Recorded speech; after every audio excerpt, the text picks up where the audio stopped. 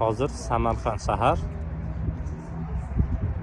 Hazrati Xizr masjidiga bir qator kirib chiqamiz.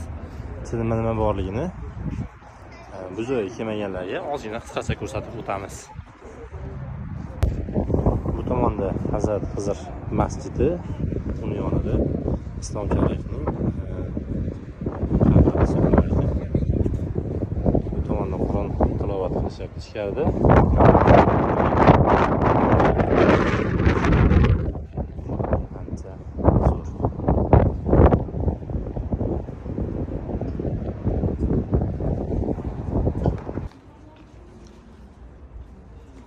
Islom Karimovning qabrini, ya'ni Islom Karimovning oxirgi manzili bu joyda. Bunaqa baland gapirish iloji yo'q, sababi har xil Qur'onni o'qilyapti. Lekin pastda, ya'ni ichkarida davom etar ekan. Har doim Qur'on tilovatlari bo'lib, qabriga ancha yaxshi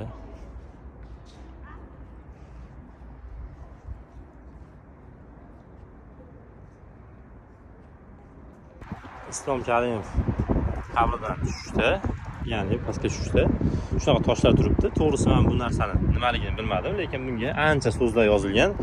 Buni ham o'ziga yarasha tarixlari bo'lishi mumkin. Kimdir tarixini bilsa, pastga yozib qo'yish esdan chiqmasin. Bu narsalar chiqarish, qo'lda chiqarish tembolli, ancha murakkab narsa, izlar chiqarilgan hamda ajoyib so'zlar yozilgan.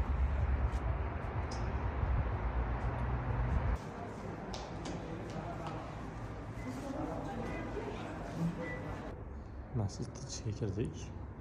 Mana bu chap tomon chillaxona hisoblanar ekan. Ichkarida shu o'zini har xil amallarni qilib chiqilgan ekan.